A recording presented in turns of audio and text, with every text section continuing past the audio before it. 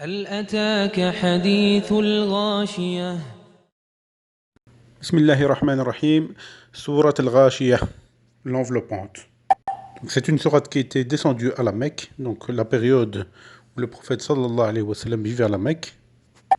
Elle est composée de 26 versets et classée 88 dans le Coran et numéro 68 dans l'ordre chronologique de descente.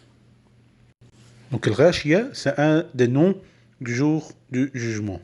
Elle a des synonymes, at-Tama, qui est le cataclysme, Sakha, le fracas, Al-Haqqa, la vérité, et il y en a beaucoup plus dans le Coran. Il y en a une 80aine synonymes de l'Yawm al-Qiyamah, du jour du jugement. On passe au premier verset. Hal ataka hadithul ghashiyah. Donc, t'est-il parvenu le récit de l'enveloppante? Donc, hal ici a deux possibilités de signification. La première, c'est l'interrogation, est-ce que, ou bien certes, qui va confirmer ce verset. Donc le deuxième mot, ataka.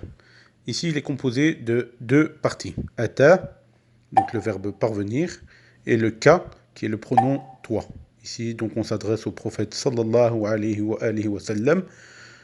Bon à savoir. Donc il y a trois catégories quand un verset est adressé au prophète sallallahu alayhi wa sallam. Donc la première catégorie, c'est quand le verset est uniquement adressé au prophète sallallahu alayhi wa sallam, comme par exemple dans sourate l'ouverture, Alam nashrah laka sadrak, n'avons-nous pas ouvert pour toi ta poitrine? Et la deuxième catégorie, c'est quand le verset est adressé au prophète sallallahu alayhi wa sallam, ainsi qu'à tout le monde, comme par exemple le premier verset de la sourate Al-A'la, Sabbih isma rabbika al-A'la, glorifie le nom de ton Seigneur le Très-Haut. Et on passe à la troisième catégorie, qui est quand le verset est adressé au prophète sallallahu alayhi wa sallam, ainsi qu'à une certaine catégorie de personnes, comme par exemple dans sourate le divorce, où Rabbil Alamin dit Ya ayyuhan nabiyyu idha tallaqtumun nisa'u fatalliquhunna li'iddatihinna wa ahsul idda. Qui veut dire au prophète, quand vous répudiez les femmes, répudiez-les conformément à leur période. Donc ici, c'est une règle de jurisprudence qui s'adresse à une certaine catégorie de personnes. On va attaquer le troisième mot, hadithu, qui est récit ou histoire. Et on passe au dernier mot du verset, al-Ghashiyah. Ici, c'est un synonyme du jour du jugement dernier. إذا وقعت الواقعة ليس لوقعتها كاذبة خافضة رافعة. Et un petit hadith qui a à voir avec le jour du jugement dernier. Donc le prophète sallallahu alayhi wa sallam nous dit qu'il y aura cette catégorie de personnes qui seront sous l'ombre du trône de Allah Azza wa Jal ce jour-là.